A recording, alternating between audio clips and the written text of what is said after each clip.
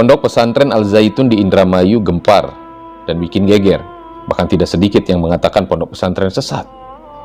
Dikarenakan adanya percampuran antara laki-laki dan wanita dalam satu saf ketika melaksanakan sholat Idul Fitri. Seperti apa beritanya? Kita simak sampai selesai.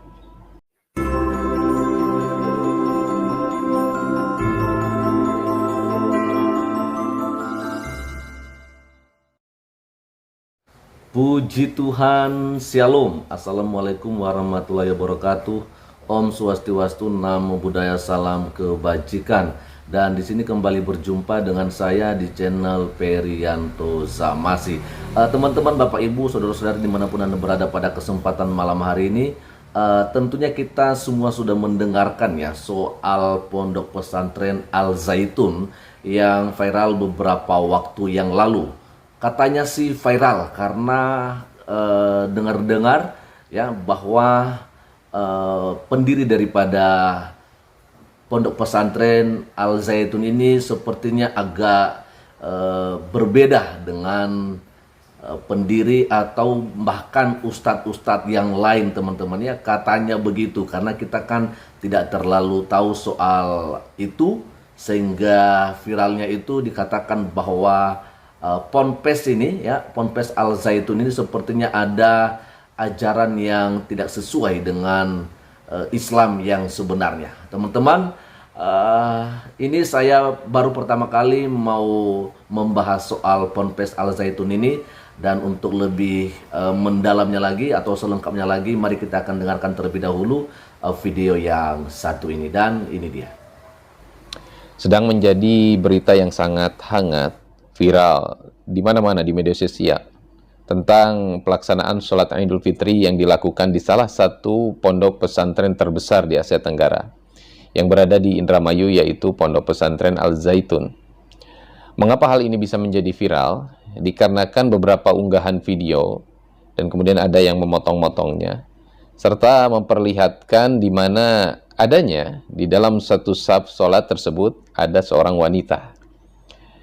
Tentunya ini menjadi satu pandangan yang aneh pada masyarakat Indonesia yang bagaimana kita mengetahui dari para ulama. Maka pandangan inilah yang membuat begitu dahsyatnya respon daripada masyarakat, terutama netizen. Bahkan tidak sedikit orang-orang awam pun sampai mengeluarkan pernyataan-pernyataan yang cukup mengerikan. Aliran sesatkah? Aliran barukah? Ajaran barukah? Maka teman-teman yang dimuliakan Allah Subhanahu wa Ta'ala, sebelum ke pembahasan lebih lanjut, saya ingin mengajak kepada teman-teman menyaksikan sedikit cuplikan video ketika pelaksanaan sholat Idul Fitri di Pondok Pesantren Al-Zaitun di Indramayu. Kita simak videonya.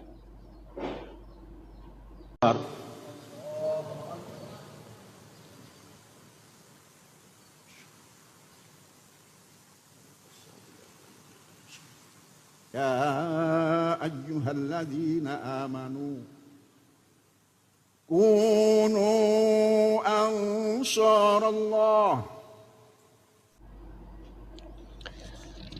Nah teman-teman, di dalam video tersebut kita lihat bagaimana di bagian depan ada 3 orang berdiri yang seakan-akan menjadi imam. Kemudian juga kita lihat makmum yang mungkin sedang melaksanakan protokol pemerintah tentang jaga jarak dikarenakan satu virus yang tahun kemarin terkenal. Tetapi yang aneh, kita lihat di video tersebut ada seorang wanita yang berada di situ bersama laki-laki. Kemudian ada beberapa video mengatakan juga di sebelah wanita tersebut ada orang yang mengatakan bahwa di situ pun ada orang non-Islam karena cara beribadahnya berbeda, tidak mengikuti apa yang dilakukan oleh imam. Nah, ini menjadi spekulasi yang berkembang seperti bola salju, menggelinding, maka semakin besar, dan semakin viral ketika tidak ada klarifikasi. Nah, untuk masalah hukum, maka kita akan perlihatkan cuplikan video dari seorang ustadz yang membahas tentang apa hukum terhadap sholat yang demikian. Kita simak terlebih dahulu. Formasi sholat ini sangat tidak lazim dan kontroversial.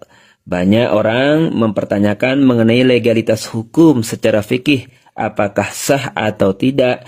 Ini terkait karena ada satu makmum itu berada di tengah laki-laki dan terlihat bercampur. Bahkan ada yang menduga bahwa ini adalah ajaran sesat. Baik, lalu bagaimana sebetulnya Islam mengatur formasi sholat jamaah apabila makmumnya terdiri dari laki dan perempuan? Baik, coba kita cek satu persatu. Pertama, hadis yang diriwayatkan oleh Imam Muslim bahwa Rasulullah SAW menyatakan khairu sufufur rijal awwaluha wa syarhuha akhiruha wa khairu sufufun nisa akhiruha wa syarhuha awwaluha.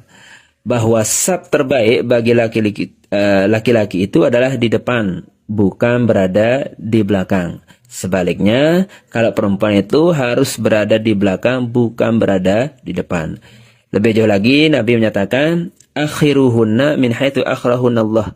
Tempatkanlah perempuan itu berada di belakang, bukan berada di depan. Kemudian,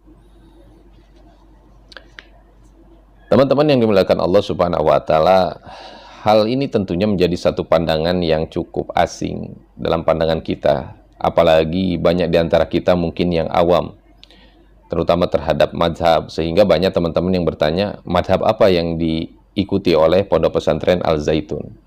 Di sini saya pribadi teman-teman tidak akan berbicara tentang masalah hukum. Biarkan para fuqaha, ahli-ahli fikih melihat hal itu terjadi dan memberikan tanggapannya.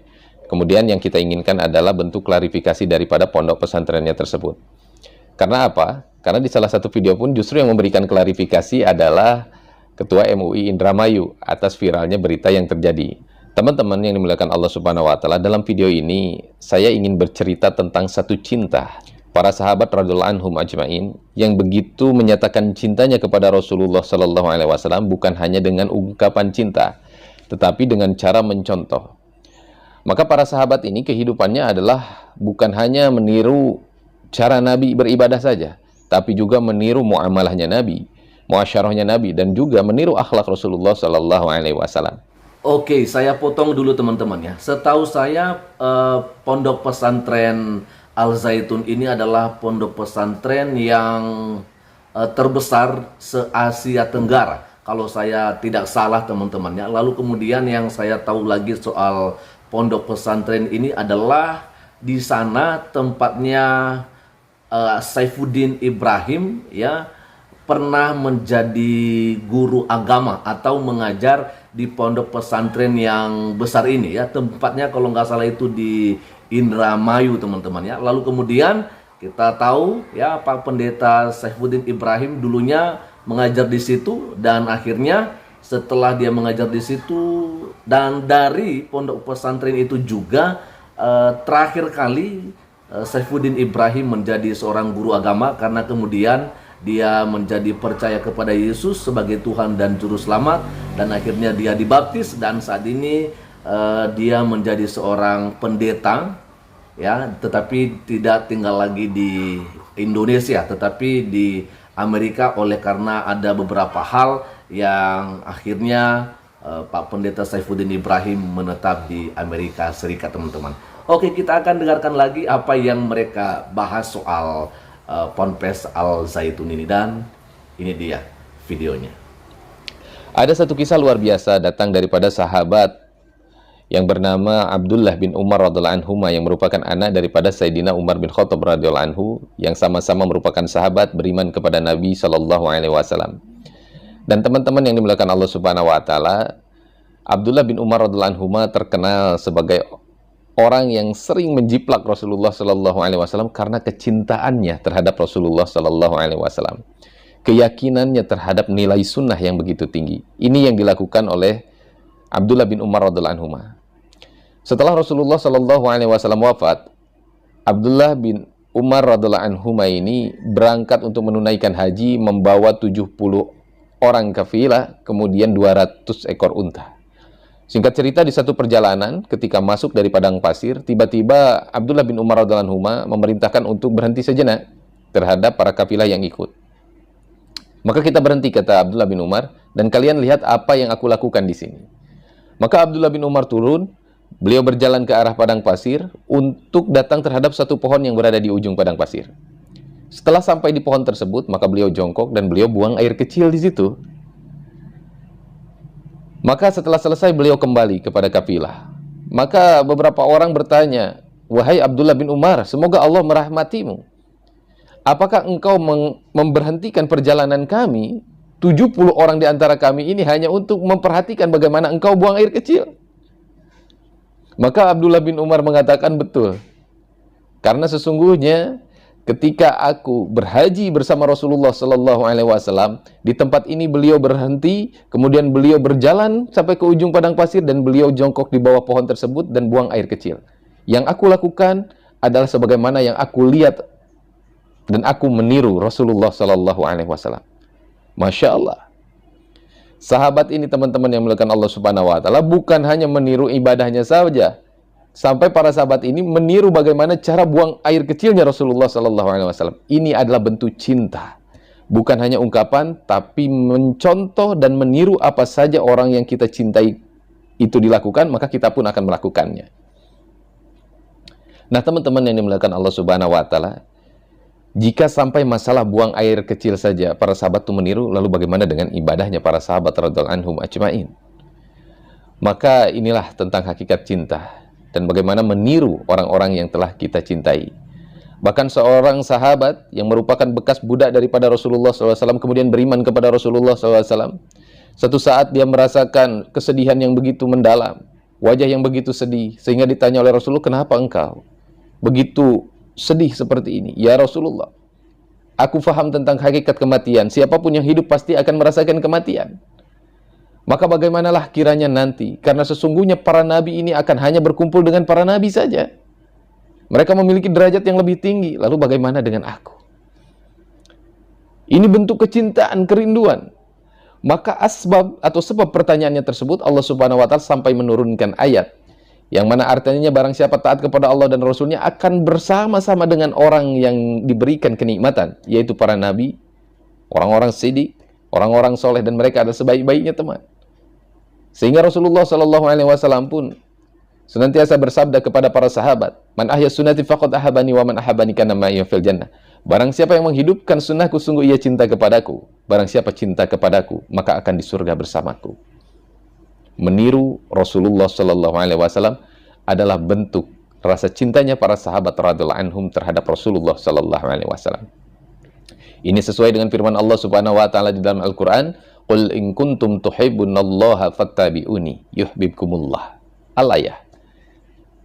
Wahai Muhammad, katakan kepada umatmu, jika mereka benar-benar mencintai aku Allah, maka ikutilah kehidupanmu.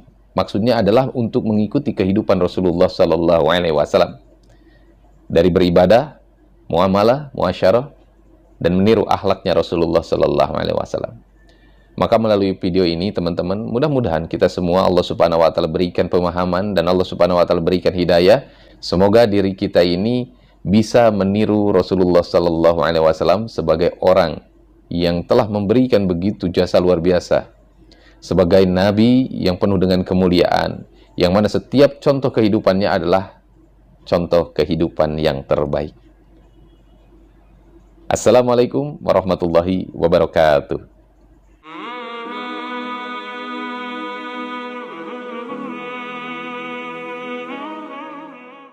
Oke, cukup sekian saja yang bisa saya bagikan kepada kita semua pada saat malam hari ini, teman-teman, soal Pondok Pesantren Al Zaitun yang ada di Indramayu. Jujur ini pertama sekali saya mau bahas soal ini karena saya tertarik ya. Kok bisa? Karena setelah saya ikutin rupanya ini makin hari makin viral begitu, teman-teman ya. Dan soal sesat atau tidak sesatnya itu tentunya bukan kita yang paling tahu ya, tetapi mereka lah yang paling tahu, saudara-saudara kita yang ada di agama Islam begitu ya.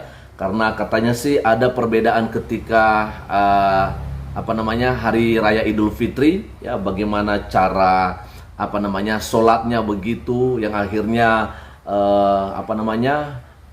pria dan perempuan juga tidak beraturan atau bisa bergabung begitu ya, tetapi tetap saja juga kita melihat bahwa memang ada jarak-jarak yang dibuat seperti itu. Tetapi tetap saja bahwa bagi saudara kita, mereka menganggap itu adalah sebuah hal yang unik dan mereka baru lihat soal itu ya di Pondok Pesantren Al Zaitun Indramayu.